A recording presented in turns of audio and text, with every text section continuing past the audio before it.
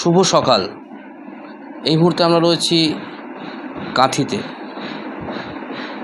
চারবারের বিধায়ক প্রাক্তন মন্ত্রী অখিলগিরি মহাশয় তার সুযোগ্য পুত্র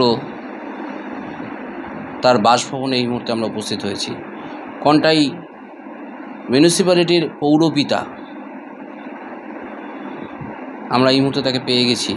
তার সাথে কথা বলবো বর্তমান রাজনৈতিক পরিস্থিতি সম্পর্কে, কাঁথি পূর্ব মেদিনীপুরের রাজনৈতিক পরিস্থিতি সম্পর্কে তার থেকে জেনে নেব। মেদিনীপুরের রাজনৈতিক পরিস্থিতি, আমাদের দল তৃণমূল কংগ্রেস আমরা গত নির্বাচনে আশানুরূপ ফল করতে পারিনি। গত লোকসভা নির্বাচনে এই জেলাতেই আমরা দুটো সিট হারিয়েছি।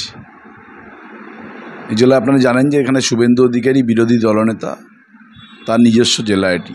এই জেলায় তিনি থাকেন এবং এই জেলায় রাজনৈতিক প্রেক্ষাপট দেখলে আপনারা বুঝবেন যে এখান থেকে নন্দীগ্রামের আন্দোলন হয়েছিল। সারা বাংলা জুড়ে আমাদের এই পূর্ব মেদিনীপুর জেলার যে নন্দীগ্রামকে কেন্দ্র করে যে রাজনৈতিক অস্থিরতা তৈরি হয়েছিল এবং মমতা বন্দ্যোপাধ্যায়ের নেতৃত্বে সারা বাংলায় মানুষের অধিকারকে প্রতিষ্ঠিত করার লড়াই এই মেদিনীপুর থেকে শুরু হয়েছিল।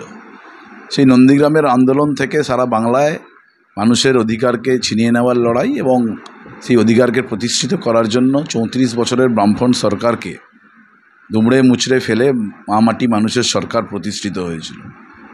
তারপরে 2021 সালের নির্বাচনের প্রাক্কালে শুভেন্দু অধিকারী এই দল ছেড়ে আমাদের দলের সঙ্গে বিশ্বাসঘাতকতা করে, মমতা বন্দ্যোপাধ্যায়ের সঙ্গে বেইমানি করে, গদ্দারি করে দল ছেড়ে একটি অন্য রাজনৈতিক দল ভারতীয় জনতা পার্টিতে তিনি যোগদান করেন। তার পরবর্তী সময় এই জেলায় 16টি আসনের মধ্যে আমরা লড়াই করে 9টি আসন তৃণমূল কংগ্রেস মমতা বন্দ্যোপাধ্যায়ের জোড়াফুলের প্রতীকে নির্বাচিত হয়েছিলেন আমাদের প্রতিনিধিরা। তো তারপরে আস্তে আস্তে আস্তে নিশ্চিতভাবে আমাদের এই জেলার সংগঠন আমরা কিন্তু সেইভাবে ধরে রাখতে পারিনি।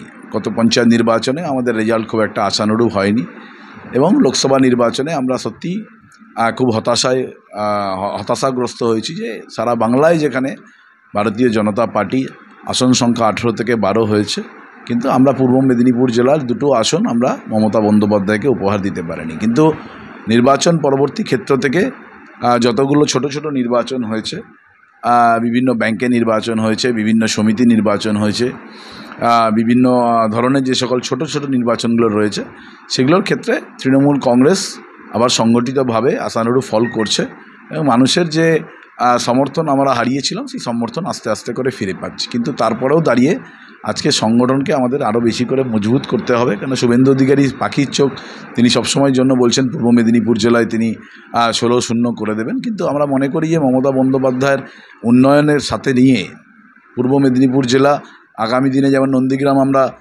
শুভেন্দু অধিকারী সেখানে লোডশেডিং করে মমতা বন্দ্যোপাধ্যায়কে ব্যাকপথে তিনি হারিয়েছেন। তো স্বাভাবিক কারণে আমাদের এই জেলায় আমরা ঐক্যবদ্ধ আছি এবং মমতা বন্দ্যোপাধ্যায়ের উন্নয়নকে সামনে রেখে আগামী 26শে নির্বাচন আমরা আশা করছি যে এই 26শে নির্বাচনে 2021 সালে তৃণমূল কংগ্রেস এই জেলায় যা রেজাল্ট করেছিল তার থেকে আশানুরূপ ফল আমরা এই 26শে নির্বাচনে করতে পারবো বলে আমরা আশাবাদী। সরাসরি একটা প্রশ্ন চলে যাবো। বারবারই আমরা তৃণমূলের বিভিন্ন কর্মীর মুখে, নেতাদের মুখে শুনি যে শুভেন্দু অধিকারী গদ্দার। এরকম দল তো অনেকেই বদলাচ্ছে বারবার করে, তাহলে শুভেন্দু অধিকারীকে গদ্দার বলার কারণ কি? না, শুভেন্দু অধিকারীকে গদ্দার বলার এই কারণই যে যখন ভারতীয় রাজনীতিতে একটি রাজনৈতিক দল তারা বিভাজনের রাজনীতি করছে, মানুষে মানুষে হিংসার রাজনীতি করছে, ধর্মে ধর্মে ভেদাভেদের কথা বলছে, ভারতবর্ষের সার্বভৌমত্ব, ভারতবর্ষের একতা তো তা কথা বলে না, কিন্তু একটি রাজনৈতিক দল তাদের রাজনৈতিক এজেন্ডা যখন মানুষে মানুষে বিভেদ করা, আর সেই দলে থেকে শুভেন্দু অধিকারী তিনি বলছেন যে 2014 সাল থেকে বিজেপির সঙ্গে তার যোগাযোগ ছিল। যেদিনকে তিনি অমিত শাহের হাত ধরে বিজেপিতে জয়েন করেছিলেন খড়গপুরের মাটিতে, সেখানে তিনি বলেছিলেন যে 2014 সাল থেকে নাকি বিজেপির সঙ্গে তার যোগাযোগ ছিল। তো স্বাভাবিক কারণে এই রাজনৈতিক দলে শুভেন্দু অধিকারী এবং তার পরিবার প্রথম থেকেই তিনি অনেক পরে তৃণমূল কংগ্রেসে এসেছেন। তৃণমূল কংগ্রেসের প্রতিষ্ঠা লগ্ন থেকে এই পরিবার বা শুভেন্দু অধিকারী বা শিশির অধিকারীরা ছিলেন না। শুভেন্দু অধিকারী 2001 সালে তৃণমূলের টিকিটে প্রথম বিধানসভায় লড়াই করেছিলেন, তিনি জিততে পারেননি, হেরে গেছিলেন। 2004 সালে তিনি তমলুক কেন্দ্র থেকে লোকসভায় তৃণমূলের জোড়াফুলের প্রতীকে তিনি লড়াই করেছিলেন, জিততে পারেননি, হেরে গেছিলেন। কিন্তু আবার মমতা বন্দ্যোপাধ্যায় তার প্রতি আস্থা রেখেছিলেন, 2006 সালে পুনরায় তাকে টিকিট দিয়েছিলেন এই দক্ষিণ কাঁথি কেন্দ্রে। যদি সেদিনকে টিকিট না পেতেন শুভেন্দু অধিকারী তার রাজনৈতিক যে এই উত্থান, সেই উত্থান কখনোই সম্ভব হতো না। তো তো মমতা বন্দ্যোপাধ্যায় যেখানে শুভেন্দু অধিকারীর জন্য এত কিছু করেছেন, তার পরিবারের জন্য 35টা পদ দিয়েছেন, এই জেলায় একদম লিজ নিয়ে নিয়েছিলেন শুভেন্দু অধিকারী, 3টে দপ্তরের মন্ত্রী ছিলেন, তার ভাই, তার বাবা, তারা দুজনে এমপি ছিলেন, তার ছোট ভাই পৌরসভার চেয়ারম্যান ছিলেন। একটা পরিবারে এতগুলো পদ, এতটা ভরসা আস্থা রেখেছিলেন শুভেন্দু অধিকারী এবং এই অধিকারী পরিবারের ওপর। কিন্তু একদম নির্বাচনের ঠিক প্রাককালে, যেখানে নিশ্চিতভাবে 2021 সালে একটা কঠিন লড়াই আমরা লড়েছিলাম, বিজেপি যেখানে 2019 সালের লোকসভা নির্বাচনে 1 থেকে 18 হয়েছিল আর ওদের লোকসভার আসন সংখ্যা, এবং প্রায় 125-30টা আসনে বিধানসভায় বিজেপি এই পশ্চিমবাংলায় এগিয়েছিল। সেই সময় দাঁড়িয়ে, সেই প্রেক্ষাপটে দাঁড়িয়ে, যেখানে বিভিন্ন এজেন্সিকে লাগিয়ে, বিভিন্ন সিবিআই, ইডি, ইনকাম ট্যাক্সকে লাগিয়ে পশ্চিমবঙ্গে বিভিন্ন নেতাকে তারা ভুয়ো কেস দিয়ে এইভাবে পর্যদস্ত করার চেষ্টা করছিল, সেই সময় দাঁড়িয়ে শুভেন্দু অধিকারী দলের সঙ্গে গদ্দারি করেছিলেন।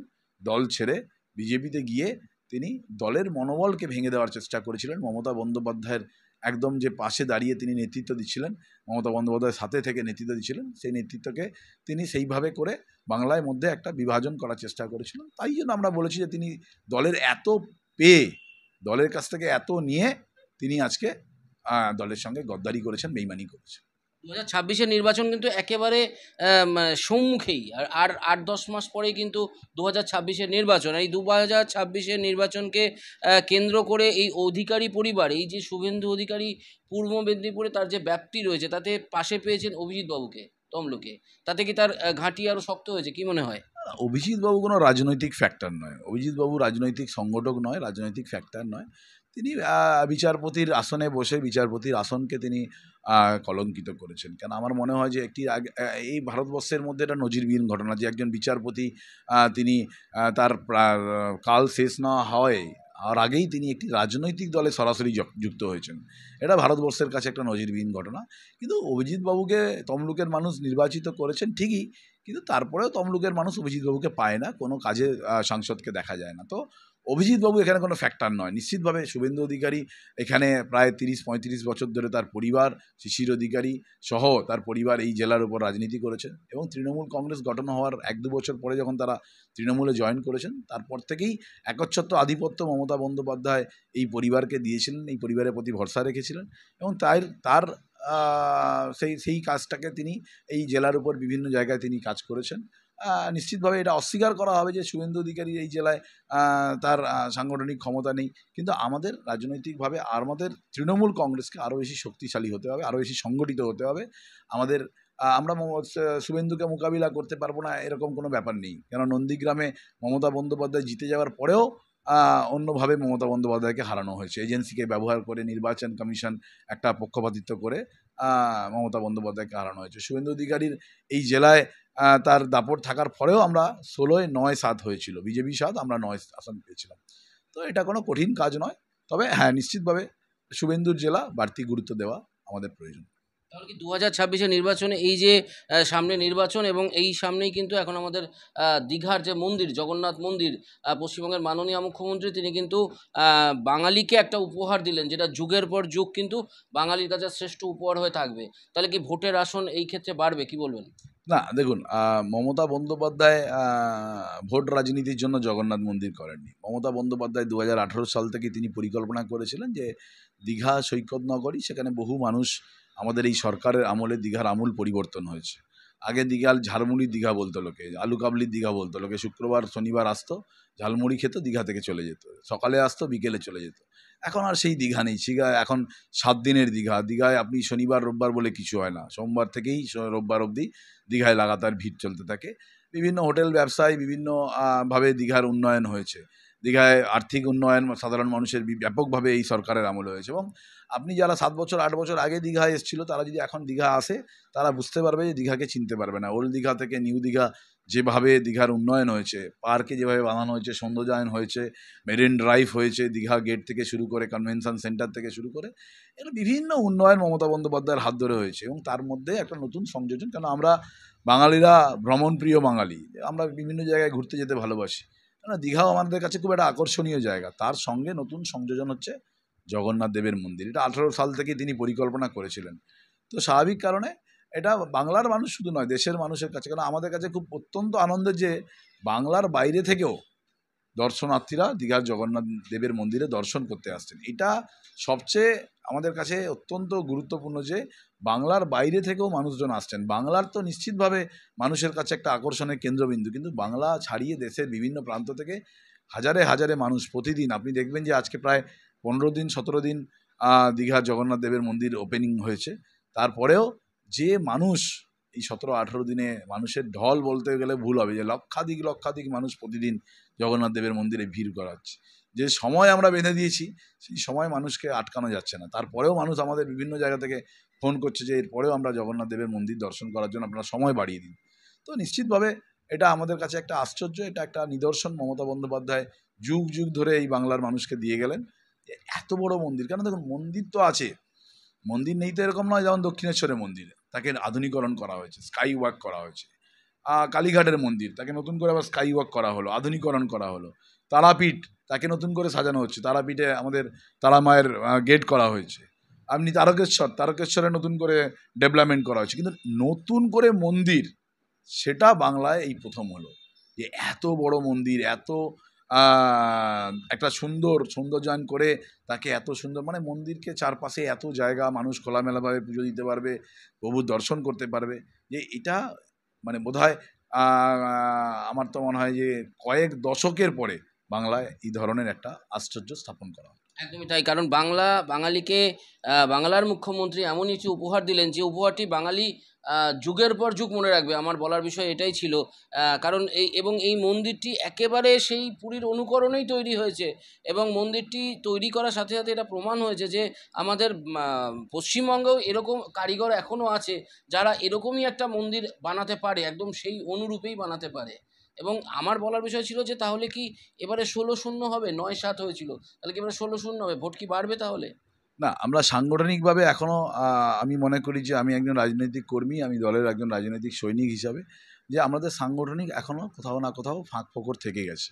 সাংগঠনিক দুর্বলতা নেই বললেই চলবে না। আমি এখানে মাইকের সামনে বলে দিলাম, আপনাকে বলে দিলাম 16-0 হয়ে যাবে। আমরা নিশ্চিতভাবে আমাদের নেতা অভিষেক বন্দ্যোপাধ্যায়, নেত্রী মমতা বন্দ্যোপাধ্যায়, তিনি আমাদের একটা লক্ষ্যমাত্রা স্থির করে দিয়েছেন। এলাকা ধরে ধরে কাজ হচ্ছে, আশানুরূপ ফল হবে বলে আমার মনে হয়। কিন্তু আমাদের আরও বেশি করে সংগঠিত হতে হবে, এবং মজবুত সংগঠনের কাজে মন দিতে হবে। এবং আগামী 6 মাস আমাদের যে মাত্র সময় পড়ে আছে, এই 6 মাসের মধ্যেই আমাদের বিধানসভা নির্বাচনের দামামা বেরিয়ে যাবে। তো তার জন্য আমরা সর্বস্তরে প্রস্তুত নিচ্ছি। নিশ্চিতভাবে আমরা আশা করি যে 2021 সালের থেকে আমরা ভালো রেজাল্ট করব, এটা আমাদের আশাতীত। কিন্তু আমরা খালি মুখে বলে দিলে হবে না যে ভালো রেজাল্ট করব, কিন্তু সংগঠনের যে কাজ হওয়া প্রয়োজন, আমার মনে হয় সেই কাজে কোথাও না কোথাও এখনও ঘাটতি থেকে যাচ্ছে। প্লাস্টিক মুক্ত এবং আবর্জনা বহির্ভূত দীঘা সমুদ্র সৈকত সুন্দরী, এইটা কিন্তু নেওয়া হয়েছে, এবং আমরা কিন্তু রাস্তায় কোথাও দেখিনি। আগে আমরা কয়েক বছর আগেও দীঘায় আসলে দেখতে পেতাম চায়ের কাপ পড়ে আছে এবং জায়গায় জায়গায় প্লাস্টিক পড়ে আছে। দীঘার যে সমুদ্র সৈকত, সেখানে খুব আবর্জনার স্তূপ থাকতো, সেটি একেবারে আবর্জনা মুক্ত। কি বলবেন? না, দিদির দেখুন, দিদির এগুলো পরিকল্পনা, দিদির এগুলো স্বপ্ন, দিদির এগুলো প্রকল্পের মধ্যেই রয়েছে। যে দিদি আগে থেকেই বলেছিলেন, যে সরকারে আসার পরে দিদি বলেছিলেন যে দীঘাকে গোয়া বানাবেন। বিভিন্ন রকম পরিকল্পনা তার ছিল। নিশ্চিতভাবে আমি প্রথম থেকেই বললাম যে ক্লিন সিটি, ক্লিন দীঘা, সেখানে সেই পরিকল্পনা আমাদের নেওয়া হয়েছে। ইতিমধ্যে দেখবেন প্রায় সারাদিনই কনজারভেন্সি স্টাফেরা, সাফাই কর্মীরা, তারা সমুদ্রকে পরিষ্কার করছে। বিভিন্ন জায়গায় আমাদের, যে দেখুন এত মানুষ প্রথম হয়তো একটু অসুবিধার সম্মুখীন হচ্ছিল, কিন্তু এখন মানুষ হ্যাবিচুয়েট হয়ে গেছে, এবং এত সুন্দর করে পাড়, আমার মনে হয় ভারতবর্ষের কোনো সমুদ্র সৈকত এত সুন্দর করে পাড় বাঁধানো নেই, যেখানে মানুষ সন্ধ্যেবেলা বসে একটু আনন্দ করতে পারছে। একদম ওল্ড দীঘার শুরু থেকে নিউ দীঘা ঢেউসাগর থেকে শুরু করে বিভিন্ন যে বিউটিফিকেশন করা হচ্ছে সমুদ্রকে কেন্দ্র করে, এবং পাড় বাঁধানো থেকে শুরু করে আমাদের মার্বেল দিয়ে টোটাল সিটিং এরিয়া করে দেওয়া হয়েছে, বিভিন্ন সিটিং লাগানো হয়েছে, সন্ধ্যের বেলা বিভিন্ন আলোকসজ্জা, এবং আগামী দিনেও প্রচুর পরিকল্পনা রয়েছে দীঘাকে কেন্দ্র করে। দীঘা এখন আর শুধু বাংলার দীঘা নেই, দীঘা এখন ভারতবর্ষের মানচিত্রে একটা সুন্দর জায়গা তৈরি করে নিয়েছে। দাদা, আপনার বাবা 4বারের বিধায়ক এবং প্রাক্তন কারামন্ত্রী, বাবার সুযোগ্য পুত্র আপনি, তো সেখান থেকে বাবার পথ অনুসরণ করছেন, কি বলবেন? না, নিশ্চিতভাবে দেখুন এটা তো হওয়া উচিতই। কেন প্রত্যেকটা ছেলেই, আমি আমার বাবার কথা বলে বললাম, প্রত্যেকটা ছেলেই তার পরিবারকে দেখেই বড় হয়। পরিবারের ব্যাকগ্রাউন্ড দেখেই বড় হয়। পরিবারের মানুষজন কি কাজ করেছেন। আমার দাদুরা ঠাকুরদার থেকে শুরু করেই তারাও একজন জনসেবক ছিলেন। গ্রামীণ এলাকায় তিনিও গ্রামীণ এলাকার মানুষের একদম হৃদয়ের মধ্যে ছিলেন। আর আমার বাবাকেও আমরা দেখেছি ছোটোবেলা থেকে খুব স্ট্রাগল করেছেন। অবিভক্ত মেদিনীপুর জেলা যখন ছিল, এখন ৩টে জেলা, সেই অবিভক্ত মেদিনীপুর জেলার তিনি যুব কংগ্রেসের, জাতীয় যুব কংগ্রেসের সভাপতি ছিলেন। আমরা দেখতাম যে বাসে ট্রামে করে ঘুরতেন। রাত্রি ১২টা ১টার সময় বাস যতক্ষণ না আসতো বাড়ি ফিরতে পারতেন না। বিভিন্ন স্ট্রাগল ছিল, সিপিএমের লড়াই। সেই সিপিএমের যে সন্ত্রাস আমাদের এই পূর্ব মেদিনীপুর জেলাকে ঘিরে ছিল, সেই সন্ত্রাসের মোকাবিলা করে তখনকার দিনে কংগ্রেস রাজনীতি মানে আপনারা প্রত্যেকেই জানেন যে কঠিন রাজনীতির কঠিন সময়ের মধ্যে রাজনীতি করতে হতো। সেই পিরিয়ড থেকে রাজনীতি করেছেন একদম ৬৯ সাল থেকে। ছাত্র রাজনীতি থেকে শুরু করে যুব রাজনীতি থেকে দিদির সঙ্গে একদম প্রথম দিন থেকে ছিলেন। 98-এর এই পূর্ব মেদিনীপুর জেলা শুধু নয়, অবিভক্ত মেদিনীপুর জেলায় তৃণমূলের সভাপতি, প্রতিষ্ঠাতা মেম্বার। সেখান থেকে শুরু করে আস্তে আস্তে আস্তে করে ৪ বারের বিধায়ক হয়েছেন, মন্ত্রিসভায় তিনি সদস্য ছিলেন, এখন দলের কাজ করছেন। সদ্য তিনি জেলা পরিষদের মেন্টরও হয়েছেন। তো নিশ্চিতভাবে এটা তো আমাদের কাছে একটা বাড়তি আগ্রহ থাকে, বাড়তি বাবাকে দেখে নিশ্চিতভাবে এগোনো। এবং এখনকার পলিটিক্স আবার একটু আলাদা পলিটিক্স হয়েছে। এখনকার পলিটিক্সের ধাঁচ একটু অন্যরকমভাবে পাল্টেছে। কেন আমরা সবাই মমতা বন্দ্যোপাধ্যায়কে দেখে রাজনীতি করি। তার আদর্শ, তার লড়াই, তার সংগ্রাম, তার এই যে আন্দোলন, যে একজন নারী সে কখনো পিছিয়ে পড়বে না। নারী কখনো সিদ্ধারাকে বিক্রি করেনি। এতবার তাকে মারার চেষ্টা হয়েছে, এতবার তাকে প্রাণে মেরে দেওয়ার চেষ্টা হয়েছে, কিন্তু তখন তিনি কখনোই পিছিয়ে যাননি, পেছন ফিরে দেখাননি। তিনি সবসময় যেন সামনের দিকে তাকিয়েছেন। তার জন্যই আজকে কিন্তু বাংলার মানুষ, ১২ কোটি মানুষ তার সুফল পাচ্ছে, যে মমতা বন্দ্যোপাধ্যায় আন্দোলন, মমতা বন্দ্যোপাধ্যায়ের লড়াই একটা নারী শক্তি পারে যে লড়াইতে কখনো পিছিয়ে না যেতে। তো এগুলো দেখেই আমরা বড় হয়েছি। ছোটোবেলা থেকেই একদম ১১ বছর বয়স থেকেই মমতা বন্দ্যোপাধ্যায়ের বিভিন্ন কর্মসূচিতে ছিলাম। তখনও তৃণমূল কংগ্রেস তৈরি হয়নি। মমতা বন্দ্যোপাধ্যায় যখন রাজীব গান্ধীর তার মৃত্যুবর্ষ বার্ষিকী মেদিনীপুর কালেক্টর মোড়ে প্রথম তিনি প্রোগ্রাম করেছিলেন, তারপরে জনসংযোগ যাত্রা, তারপরে তৃণমূল কংগ্রেস, বিভিন্ন স্মৃতি রয়েছে। এগুলোকে দেখেই এগিয়ে চলা। আজকেও চেষ্টা করছি সাধারণ মানুষের পাশে থেকে কাজ করা। উন্নয়ন, মমতা বন্দ্যোপাধ্যায়ের উন্নয়ন, কারণ আমরা মনে করি যে এটা আমাদের কাছে বাড়তি পাওনা যে আমাদের নেত্রীর নাম মমতা ব্যানার্জি। আমরা একটি অন্য রাজনৈতিক দল করলে কি হতো আমি জানতাম না, কিন্তু আমরা যেহেতু তৃণমূল করি, এটা আমাদের কাছে বাড়তি অক্সিজেন যে মমতা বন্দ্যোপাধ্যায় আমাদের নেত্রী। কারণ এই নেত্রী আমাদের কাজের ৮০% কাজ তিনি নিজে করেন, বাকি ২০% কাজ তিনি কর্মীদের জন্য ফেলে রাখেন। ৮০% কাজ তিনি নিজেই করে দেন, আমাদের সেই কাজগুলোর ইমপ্লিমেন্ট করতে হয়। তো স্বাভাবিক কারণে এটা একটা আমাদের কাছে কেন বাড়তি। মমতা বন্দ্যোপাধ্যায়ের নাম তো বাংলার মানুষের কাছে মানে পরিচিতি করাতে হবে এরকম নয়, মানুষের হৃদয়ে রয়েছে মমতা বন্দ্যোপাধ্যায়। তাকে যতই কালিমা মিত্র কোনো রাজনৈতিক দল করার চেষ্টা করুক না কেন, মমতা বন্দ্যোপাধ্যায় ছিলেন, আছেন, বাংলার মানুষের হৃদয়ে থাকবেন। একটা শেষ প্রশ্ন, এই যে জেলা পরিষদের দায়িত্ব পেলেন আপনার বাবা এবং সেখানে অনুপস্থিত ছিলেন উত্তম বারিক, এই যে গোষ্ঠীদ্বন্দ্ব চলছে পূর্ব মেদিনীপুরে গোষ্ঠীদ্বন্দ্ব, তা কিন্তু একেবারে আলোচনার শীর্ষে, কি বলবেন? গোষ্ঠীদ্বন্দ্ব সর্বত্র আছে। আমি গোষ্ঠীদ্বন্দ্ব বললে এটা ঠিক ভুল হবে। মানুষের পছন্দ অপছন্দ থাকে। যখন দেখুন আমরা খেলাধুলো দেখি, আমরা কেউ বিরাট কোহলিকে পছন্দ করি, আবার কেউ রোহিত শর্মাকে পছন্দ করি। আবার যখন সচিন খেলতো আমরা সচিনকে পছন্দ করতাম, কেউ আবার দ্রাবিড়কে পছন্দ করতো, কেউ সৌরভকে পছন্দ করতো। এটা পছন্দের ব্যাপার। তো স্বাভাবিক, কারণ রাজনীতিতেও তাই হয় যে যখন পরিবার বড় হয় পছন্দ অপছন্দের ব্যাপার থাকে। আর দেখুন, অখিল গিরি হচ্ছেন দীর্ঘদিনের বর্ষিয়ান নেতা। তিনি ৪০ বছরের অধিক সময় মমতা বন্দ্যোপাধ্যায়ের সঙ্গে আছেন। তো স্বাভাবিক কারণে আমি বললাম যে রাজনীতির প্যাটার্ন চেঞ্জ হয়েছে। এখনও হয়তো কেউ ৪-৫ বছর দলে এসে দল করছেন, তারা হয়তো সিনিয়রদের গুরুত্ব দিচ্ছেন না, সিনিয়রদের সম্মান দিচ্ছেন না। কিন্তু মমতা বন্দ্যোপাধ্যায় যতদিন আছেন, একটাই কথা বললাম যে মমতা বন্দ্যোপাধ্যায় নেত্রীকে দেখে দল করি। নেত্রী যতদিন আছে আমরা নিশ্চিতভাবে মমতা বন্দ্যোপাধ্যায়ের পাশে আছি, মমতা বন্দ্যোপাধ্যায়ের সঙ্গে থাকবো। লাস্ট ঝান্ডাটা তৃণমূল কংগ্রেসেরই থাকবে। শেষ কথা, কাঁথির কন্টায়ের আপনি পৌরসভার পৌরপ্রধান, এখানকার বাসীর জন্য কি বলবেন? না, আমরা চেষ্টা করছি। দেখুন, আমরা কাঁথি পৌরসভা, আমি দায়িত্ব পেয়েছি ১৫ মাসের কাছাকাছি। মমতা বন্দ্যোপাধ্যায় আমাকে দায়িত্ব দিয়েছেন ২০২৪ সালে ফেব্রুয়ারি মাসে। আজকে আমরা মে মাসে দাঁড়িয়ে আছি। তো স্বাভাবিক কারণে এই ১৫ মাসে আমি এলাকার মানুষের উন্নয়নকে ত্বরান্বিত করার চেষ্টা করেছি। এলাকার মানুষের কী অভাব অভিযোগ সেগুলোকে শুনে সেগুলোকে প্রায়োরিটি দিয়েছি। এবং আগামী দিনে বহু কাজ যারা এই মিউনিসিপ্যালিটিতে দীর্ঘদিন ধরে কাজ করে গেছেন, আমি মনে করি মিউনিসিপ্যালিটির কোনো কাজ হয়নি, শুধুমাত্র অনেক জায়গায় তদন্ত চলছে, বিভিন্ন জায়গায় কারচুপি রয়েছে, বিভিন্ন জায়গায় চুরি প্রচুর টাকা তছনছ করেছেন, পাবলিক মানি তছনছ হয়েছে, গভর্নমেন্টের বিভিন্ন স্কিমকে বিভিন্নভাবে তছনছ করা হয়েছে, মানুষ তার সঠিক উপায়ন করতে পারেনি। তো সেগুলো সবগুলো খতিয়ে দেখে আমি চেষ্টা করছি, যাতে এই 15 মাসের মধ্যে চেষ্টা করেছি, এবং আগামী দিনে মমতা বন্দ্যোপাধ্যায়ের উন্নয়নকে যাতে মানুষের কাছে পৌঁছে দেওয়া যায় তার জন্য আমি চেষ্টা করছি। অনেক ধন্যবাদ আপনাকে।